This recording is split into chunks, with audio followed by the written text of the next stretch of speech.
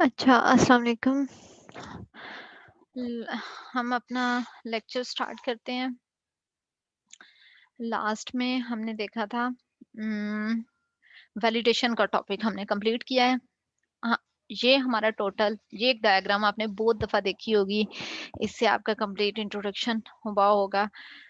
Inception, elicitation, elaboration, negotiation, specification, validation, requirement management, ये तो आपको याद हो चुकी होगी अब तक। ये रिक्वायरमेंट इंजीनियरिंग जब हम सिस्टमैटिक वे में करते हैं तो हमने कहा हम ये सारे प्रोसेसेस से गो थ्रू होके रिक्वायरमेंट जब कलेक्ट करेंगे तो वो रिक्वायरमेंट हमारी ठीक रिक्वायरमेंट होंगी। अब यहाँ पे इंसेप्शन मैं ब्रीफ जल्दी से बता देती हूँ। इंसेप्शन में हमने कुछ वैसे तो हमने डिटेल में हर प्रोसेस को पढ़ा है। हमने कहा हर प्रोसेस की कुछ इनपुट्स होती हैं, कुछ आउटपुट होती हैं। तो प्रोसेस के अंदर कुछ टास्क परफॉर्म हो रहे होते हैं। वो क्या होता है, यहाँ पे इनपुट्स क्या होती हैं, हम कुछ सेट ऑफ क्वेश्चन पूछते हैं और उससे फाइंड आउट करने की कोशिश करते हैं कि एक्चुअल में क्लाइंट क्यों चाह रहा है प्रोडक्ट बनवाना, क्या प्रोडक्ट बनवाना चाह रहा है, डोमेन उसकी, यूजर्स कौन-कौन से रिक्वायरमेंट किससे गैदर करनी है, यहाँ पे इस स्टेप में हम ये कर रहे हैं। उसके बाद लिस्टेशन होती है। लिस्टेशन में हम क्या कहते हैं कि एक्चुअल में रिक्वायरमेंट फाइंड आउट करते हैं किसी प्रोसेस के थ्रू, किसी भी लिस्टेशन टेक्निक को फॉलो करते हुए। यहाँ पे डिफरेंट लिस्टेशन टेक्निक्स हमने देखी कि रिक्वायरमेंट किन किन टेक्निक्स के थ्रू लिस्ट की जा सकती हैं। कुछ रिसर्च पेपर्स हमने देखे कि करंटली कौन सी टेक्निक्स, रिक्वायरमेंट इलिस्ट्रेशन की टेक्निक रिसर्च में क्या काम हो रहा है और एकेडेमिया और रिसर्च के दरमियान क्या डिफरेंस पाया जाता है इलिस्ट्रेशन टेक्निक के अकॉर्डिंग। देन एलेबोरेशन, एलेबोरेशन में हमने वो रिक्वायरमेंट जो इलिसिट करके ले आए हैं उनको हमने एलेबोरेट करना है। डिफरेंट डायग्राम्स बना के हम उसे अंडरस्टैंड करने की कोशिश कर रहे हैं, उनको समझ रहे हैं। वो diagram use case, activities, class diagram, ये डायग्राम बनाते हुए कोई भी डायग्राम अगर सिस्टम के बारे में आपकी अंडरस्टैंडिंग में इजाफा करती है तो वो डायग्राम बनानी है आपने, अगर नहीं कर रही तो आपको बनाने की जरूरत नहीं है। देन हमारे पास आता है निगोशिएशन। जब आपने वो रिक्वायरमेंट्स एलेबोरेट करके आपने एक सेट ऑफ रिक्वायरमेंट बना ली, देन एलेबोरेट करने के बाद आपको पता चला कि जो आपने रिक्वायरमेंट इलिसिट की थी उसमें कुछ रिक्वायरमेंट जो है वो कंप्लीट नहीं है, कुछ में कंट्राडिक्शन पाई जाती है। रिक्वायरमेंट में डिफरेंट स्टेक होल्डर्स जो हैं वो डिफरेंट तरह की डिमांड्स कर रहे हैं जिनको एट ए टाइम इम्प्लीमेंट करना पॉसिबल नहीं है। कॉन्ट्राडिक्शंस हैं और कुछ एम्बिग्यूटीज हैं, तो आप एक मीटिंग अरेंज करते हो जिसके अंदर आप उन स्टेक होल्डर्स को बुलाते हो और उन स्टेक होल्डर्स के साथ मीटिंग करके कंसेंसस पे एक आते हो कि या तो ये रिक्वायरमेंट्स आप कर देते हो या फिर उन रिक्वायरमेंट्स को मॉडिफाई कर देते हो या फिर आप अपडेट कर देते हो कि आप कंसेंसस पे आने के लिए। देन आप स्पेसिफाई करते हो। स्पेसिफिकेशन में आप क्या कर रहे हैं, अ, आपने इन रिक्वायरमेंट को कंसेंसस पे आने प्रायोरिटाइज भी यहाँ पे किया जाता है और उसके बाद यहाँ पे भी हमने डिफरेंट टेक्निक्स पढ़ी। प्रायोरिटाइजेशन के लिए कौन कौन सी टेक्निक यूज की जा सकती हैं, कुछ ऑटोमेटेड होती हैं, कुछ सेमी ऑटोमेटेड, कुछ मैनुअल टेक्निक्स होती हैं, कुछ ऑटोमेटेड होती हैं। यहाँ पे भी हमने कुछ रिसर्च पेपर्स पढ़े थे और करंटली जो रिसर्च में जो हो रहा है वो काम एकेडेमिया और इंडस्ट्री के अंदर जो डिफरेंस पाया जाता है उसको हमने देखा। देन स्पेसिफिकेशन स्टेज पे हमने क्या किया, रिक्वायरमेंट को स्पेसिफाई करने का क्या मतलब है, रिक्वायरमेंट्स को आप राइट डाउन कर लें। आप राइट डाउन करने में आप क्या कर सकते हैं, रिक्वायरमेंट्स को राइट डाउन करने में हमने मेनली फंक्शनल रिक्वायरमेंट्स और नॉन फंक्शनल रिक्वायरमेंट की बात की। फंक्शनल रिक्वायरमेंट के केस में तो हमने कहा कि चलो जो डिफरेंट लैंग्वेज की वजह से आता है, किस तरह की लैंग्वेज यूज करनी चाहिए उस बारे में बात की। और हमने कहा कि जो ज्यादातर फेलियर्स होते हैं वो नॉन फंक्शनल रिक्वायरमेंट के मीट होने की वजह से नहीं होते, लोग इंपॉर्टेंस नहीं देते नॉन फंक्शनल रिक्वायरमेंट की। तो यहाँ पे हमने नॉन फंक्शनल रिक्वायरमेंट्स कौन कौन सी होती हैं, किस तरह से आप यूजर की कंसर्न से आप नॉन फंक्शनल रिक्वायरमेंट डिराइव कर सकते हैं, ये चीजें देखी। गोल बेस्ड डेरिवेशन आप किस तरह से कर सकते हैं रिक्वायरमेंट्स की, और किस तरह से देन उन्हें नॉन फंक्शनल रिक्वायरमेंट्स को मीट्रिक्स किस तरह से मेजर किया जा सकता है, किस तरह से उनको क्वालिटेटिव नॉन फंक्शनल रिक्वायरमेंट को क्वांटिफाई किया जा सकता है, टेस्ट किया जा सकता है कि इस रिक्वायरमेंट को इस फॉर्मेट में कन्वर्ट करना है कि उनको टेस्ट किया जा सके, टेस्टेबल रिक्वायरमेंट बनाया जा सके।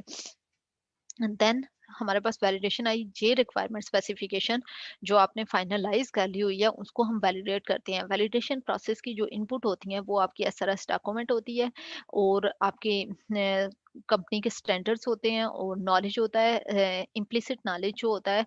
अ, यहाँ पे हमने इम्प्लिसिट और एक्सप्लिसिट टैसिट नॉलेज और एक्सप्लिसिट नॉलेज की बात की थी, कि वो नॉलेज जो आप एक्सपीरियंस से गेन करते हो, जो आपके माइंड के अंदर होता है, उसको हम टैसिट नॉलेज कहते हैं। तो आपकी ऑर्गेनाइजेशन कुछ आपका पर्सनल नॉलेज होता है, जिसको जो कि बुक्स और इन तरह की चीज़ों के फॉर्म में नहीं होता। टैसिट नॉलेज होता है, उसको एज़ ए इनपुट दिया जाता है, और आउटपुट में आपको प्रॉब्लम्स हम देखा जाता है कि रिक्वायरमेंट्स के अंदर स्टिल कोई एम्बिग्यूटी, कोई कंट्राडिक्शन, कोई ओमिशंस तो नहीं है। अब ये चीज़ हम रिक्वायरमेंट एनालिसिस में भी कर रहे थे, और ये चीज़ हम रिक्वायरमेंट वैलिडेशन में भी कर रहे हैं। सिर्फ लेवल ऑफ एब्स्ट्रैक्शन डिफरेंट है। यहाँ पे हम रिक्वायरमेंट इलिसिट जो करके लेके आ रहे हैं, हम उनको उनके ऊपर फाइंड आउट करने की कोशिश कर रहे हैं, कोई ओमिशन, कंट्राडिक्शन ये चीज़ें नहीं है। और यहाँ पे रॉ रिक्वायरमेंट्स थी, और यहाँ पे रिक्वायरमेंट हमारे पास फाइनलाइज हो चुके हैं, और उन पे कर रहे हैं। कैसे किया जाता है? Through review. रिव्यूज फॉर्मल भी हो सकते हैं, इनफॉर्मल भी हो सकते हैं। हमने इन प्रोसेस को डिस्कस किया। फॉर्मल और इनफॉर्मल प्री रिव्यू चेकिंग भी की जाती है। रिव्यू के अंदर कौन कौन से लोग होने चाहिए, रिव्यू की क्या चेकलिस्ट होती है, वो कर लिया। जब हमारे पास इसकी आउटपुट में अब जो रिक्वायरमेंट्स हमारे पास फाइनलाइज हुई, तो वो हमारे पास कॉन्ट्रैक्ट साइन हो गया कि ये रिक्वायरमेंट्स, यहाँ तक हमारा काम कंप्लीट हो गया। अब आता है लास्ट हमारा process, requirement management. Requirement management बहुत इंपॉर्टेंट चीज़ है through out the life cycle, जहाँ ये सॉफ्टवेयर की चलती है रिक्वायरमेंट मैनेजमेंट। अब क्या है, रिक्वायरमेंट के अंदर चेंज आता है मोस्टली। क्या बाद में हमेशा हर जिस भी सॉफ्टवेयर इंजीनियरिंग के लेक्चर में भी मैंने आपसे कहा होगा कि सॉफ्टवेयर के प्रोजेक्ट्स बहुत ज़्यादा फेल होते हैं एज कंपेयर टू, अगर हम देखें कि ब्रिज जो होते हैं, वो इतना इस तरह से ब्रिज नहीं टूटते। जो कंस्ट्रक्शन के प्रोजेक्ट हैं, अगर सिविल इंजीनियरिंग की जो प्रोजेक्ट हैं उसको हम सॉफ्टवेयर इंजीनियरिंग के प्रोजेक्ट से कंपेयर करें, तो सॉफ्टवेयर जो होते हैं वो उनमें फेलियर रेट बहुत ज़्यादा होता है एज कंपेयर टू कंस्ट्रक्शन के प्रोजेक्ट के। अब ये फेलियर रेट क्यों फेल होते हैं? आपके माइंड में क्या है? सॉफ्टवेयर इंजीनियरिंग के प्रोजेक्ट जो होते हैं उनके फेल होने की क्या रीज़न होती है? क्या हो सकता है कि सॉफ्टवेयर जो होते हैं उनमें चेंज बहुत ज़्यादा आता है। एक टर्म चूज़ होती है चेंज, कंटिन्यूअसली इसमें चेंज बहुत ज़्यादा आता है। चेंज को मैनेज करना होता है, चेंज को किस तरह से मैनेज किया जाना है, ये हम रिक्वायरमेंट मैनेजमेंट में देखेंगे। चेंज का इम्पैक्ट, अब चेंज आने की वजह से चेंज की बहुत डिफरेंट रीज़न होती हैं, बहुत वास्ट नंबर ऑफ रीजंस हैं कि किस रीजन की वजह से चेंज आ रहा है। इंटरनल चेंज भी हो सकता है, एक्सटर्नल भी हो सकता है। इंटरनल के आपकी टीम की तरफ से आया है, और एक्सटर्नल कस्टमर की तरफ से आया है। आपकी टीम की तरफ से कैसे हो सकता है? जैसे फॉर एग्जांपल आपने ड्यूरिंग एलिस्टेशन, जैसे मैंने बात की, एलैबोरेशन की स्टेज पे आए हैं, तो आपने रिक्वायरमेंट को चेंज कर दिया, आपको लगा ये ठीक नहीं है। नेगोशिएशन की स्टेज पे आपका कंसेंसस नहीं हुआ, आपने चेंज कर दिया रिक्वायरमेंट को। या वैलिडेशन की स्टेज पे आपको लगा है आगे कि कोई उसमें प्रॉब्लम आई है, एम्बिग्यूटी थी, रिक्वायरमेंट टेस्टेबल नहीं थी, तो आपने उसे टेस्टेबल बनाने के लिए चेंज कर दिया। तो ये इंटरनल जो आपकी टीम की तरफ से आ रहा है, और एक्सटर्नल जो कि क्लाइंट की तरफ से चेंज आएगा। वो जब आप रिक्वायरमेंट्स वैलिडेट कर लेते हैं, वैलिडेशन के बाद हम एक कॉन्ट्रैक्ट पे साइन करवा लेते हैं कस्टमर से, जी ये रिक्वायरमेंट्स हैं आपकी, और ये इतने टाइम में और इतनी कास्ट में हम आपको इम्प्लीमेंट करके देंगे। ये एक कॉन्ट्रैक्ट साइन हो जाता है। अब ये कॉन्ट्रैक्ट साइन होने के बाद अगर कोई चेंज आता है, तो उसका इम्पैक्ट एनालिसिस किया जाता है, देखा जाता है। यहाँ पे वैलिड कंफर्म हो गया, इसके बाद जो चेंज आएगा उसको ऐड करने के लिए उसका इम्पैक्ट एनालिसिस किया जाता है। हो सकता है कि इम्पैक्ट एनालिसिस की बेस पे या तो आप चेंज को एक्सेप्ट रिजेक्ट कर दें टोटली, कि हम कहें कि ये पॉसिबल नहीं इम्प्लीमेंट करना। हम चाहें तो उसको एक्सेप्ट कर सकते हैं without change in cost at time. या अगर आपको लगता है कि वो बड़ा चेंज है जिसकी वजह से हमारी बहुत ज्यादा चेंजेस हमें करनी पड़ रही हैं। फॉर एग्जाम्पल एक रिक्वायरमेंट में चेंज की वजह से, रिक्वायरमेंट तो इंटरडिपेंडेंट भी होती हैं, एक दूसरे पे डिपेंड कर रही होती हैं। तो एक रिक्वायरमेंट में चेंज करने की वजह से और किन किन रिक्वायरमेंट में चेंजेस होंगी। और एक रिक्वायरमेंट की वजह से क्लास डायग्राम में हमें चेंज करना पड़ेगा, आर्किटेक्चर में चेंज करना पड़ेगा, कितना बड़ा चेंज है। अगर वो चेंज बहुत बड़ा है, जो कि हमारी बेस को ही चेंज कर रहा है, जो हमारी आर्किटेक्चर को चेंज कर रहा है, तो फिर हम उस चेंज को एक्सेप्ट नहीं करेंगे। अगर हम हमें लगता है कि वो चेंज इस तरह का है कि हम उसे एक्सेप्ट कर सकते हैं, तो ये चेंज का इम्पैक्ट एनालिसिस किया जाता है। उसके अकॉर्डिंग आपका जो स्केड्यूल होता है और जो आपका कॉस्ट होती है उसको एडजस्ट कर लिया जाता है, और आप डेटेड पे आप साइन ले लेते हो, कॉन्ट्रैक्ट दोबारा से साइन करवा लेते हो कि ये हम इतने टाइम और इतनी कास्ट में करके देंगे। तो ये सारा जो चेंज को हैंडलिंग का काम हो रहा होता है, वो रिक्वायरमेंट मैनेजमेंट पे प्रोसेस में हो रहा होता है। Requirement management, the process of managing change to the requirement for a system. जो रिक्वायरमेंट के अंदर चेंज आता है उसको मैनेज करने का process. Principal concern of requirement management क्या है? Managing changes to agreed requirement. Agreed requirement कौन सी होंगी? जो वैलिडेशन के प्रोसेस से गुजर के जो उसके प्रॉब्लम थे, प्रॉब्लम के अगेंस्ट एक्शन लेके, टेस्टेबल रिक्वायरमेंट नहीं थी तो उसको टेस्टेबल करके कन्वर्ट करके जब फाइनलाइज हुआ, जिसके ऊपर एग्रीड, जिस पे कॉन्ट्रैक्ट साइन हो गया, सारी पार्टीज सब स्टेक होल्डर्स एग्री हो गए उन रिक्वायरमेंट में, अगर चेंज आती है तो उसको मैनेज करना जो होता है वो रिक्वायरमेंट मैनेजमेंट में आता है।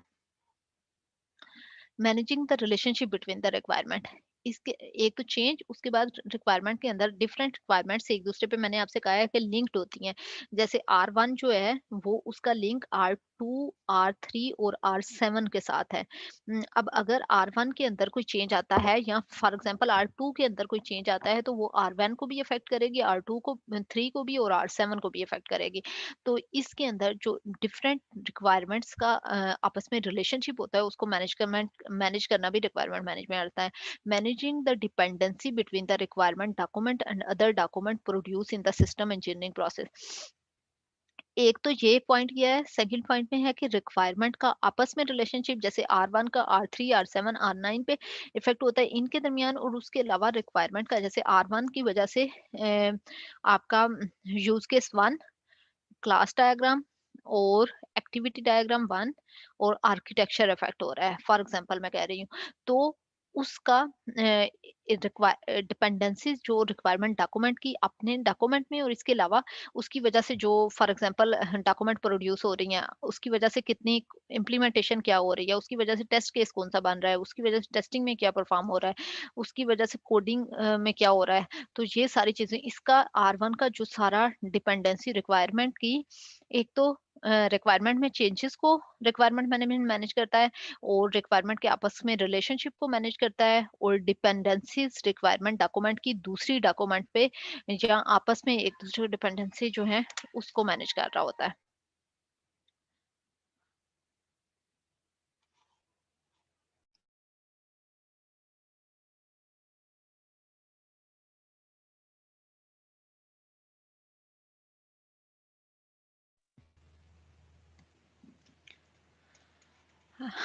अच्छा,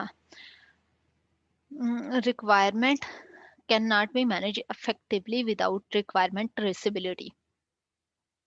अब ये सारी टाइप की जो मैनेजमेंट आपने करनी है, अगर ट्रेसेबिलिटी नहीं है, रिक्वायरमेंट ट्रेसेबल नहीं है, तो आप नहीं कर सके। Requirement is traceable if you can discover, traceable requirement नहीं है तो आप नहीं कर सकते। आप ट्रेसेबिलिटी का क्या मतलब है? If you can discover who suggested the requirement, why the requirement exists, what requirements are related to it, and how that requirement relates to other information such as system design, implementation, and user documentation. अगर आपकी requirement जो है traceable कब होगी? अगर आप requirement के दरमियान एक रिक्वायरमेंट जो है वो किसकी तरफ से आई थी? फॉर एग्जांपल स्टूडेंट की तरफ से आई थी, कौन से या फैकल्टी की तरफ से, आपको उसका पता हो कि बैकग्राउंड किसकी तरफ से, कौन उसका रिस्पॉन्सिबल है, किसने रिक्वायरमेंट दी थी आपको। रिक्वायरमेंट का रैशनल क्या है? रिक्वायरमेंट किन दूसरी रिक्वायरमेंट से रिलेट कर रही है, और फॉर एग्जांपल जितनी आपने डायग्राम बनाई है, यूज केस डायग्राम,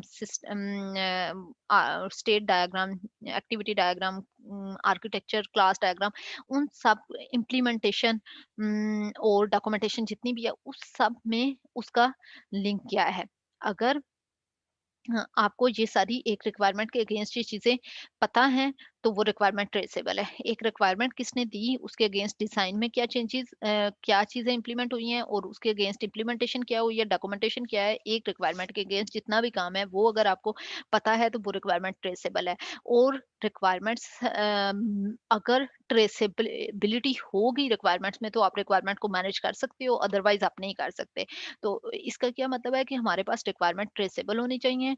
रिक्वायरमेंट को ट्रेसेबिलिटी नहीं होगी तो मैनेज नहीं किया जा सकता। और मैनेज रिक्वायरमेंट करने में क्या चीज़ें आती हैं कि जो रिक्वायरमेंट हमने वैलिडेट कर ली हैं, जिस पे हमारा कॉन्ट्रैक्ट साइन हो गया है, उन रिक्वायरमेंट को आपने क्या करना है, अगर उसमें कोई चेंज आता है तो आपने उसका इम्पैक्ट एनालिसिस करना है, फाइंड आउट करना है कि क्या वो आपने चेंज को एक्सेप्ट करना है या नहीं करना। अगर आपने एक्सेप्ट करना है तो उस केस में आपको कितना कास्ट और स्केड्यूल में इंक्रीज होगा या नहीं होगा, अगर इंक्रीज होगा या कितना होगा, और उस पे आपने न्यू साइन ले लेने हैं।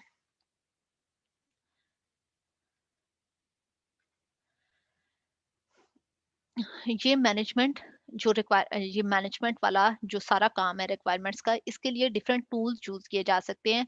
Case computer aided software engineering tools available हैं, जो कि इनको रिक्वायरमेंट मैनेजमेंट का काम आपको हेल्प करने के लिए, कोई भी टूल इसलिए यूज किया जाता है, एक तो मैनुअल काम हो सकता है, वो जब उसे हेल्प करने के लिए आपको वो ऑटोमेटेड टूल दिए जाते हैं, ताकि वो उसके थ्रू तो आपके मैनेजमेंट के काम को इजी बनाने के लिए डिफरेंट टूल यूज कर सकते हैं, केस टूल्स।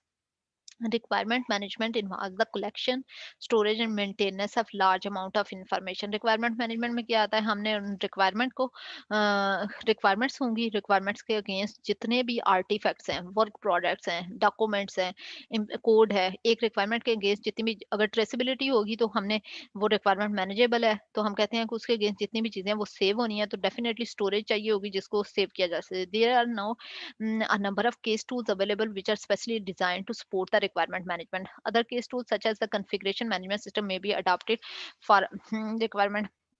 अच्छा, ये एक और रिसर्च एरिया है जहाँ पे आप काम कर सकते हैं। रिक्वायरमेंट मैनेजमेंट के अंदर जो लोग रिसर्च बेस्ड प्रोजेक्ट कर रहे हैं, वो ये दे सकते हैं उनके लिए ये एक और फील्ड है, जहाँ पे वो रिसर्च पेपर दे सकते हैं कि रिक्वायरमेंट को मैनेज करने के लिए कौन-कौन से केस टूल्स अवेलेबल हैं। आप उनको फाइंड आउट करो, उनके पेपर उन उन उन सब का कंपैरिज़न कर दो कि कौन-सा टूल क्या चीज़ प्रोवाइड करता है और कौन-सा टूल किस चीज़ को उसका क्या लिमिटेशन है, उसका डिसएडवांटेज क्या है। तो आप एक तो डिफरेंट टूल्स फाइंड आउट कर लोगे, रिक्वायरमेंट केस टूल्स कौन-कौन से रिक्वायरमेंट मैनेज करने के लिए अवेलेबल हैं, और वो क्या काम परफॉर्म करते हैं और किस टूल की क्या लिमिटेशन है, आप एक कंपैरिजन कर सकते हो। इसके अलावा आप इस पे अगर आगे रिसर्च करना चाहो, तो आप इस केस टूल पे भी रिसर्च कर सकते हो कि आपको अपना कोई केस टूल भी डेवलप कर सकते हो। कोई बड़ा काम नहीं है टूल्स बनाना, कि आप वो रिक्वायरमेंट को मैनेज करने के लिए टूल बना लेते हो कि अपनी कंपनी का अपने अकॉर्डिंग जो आपको स्पेसिफिक काम लगता है।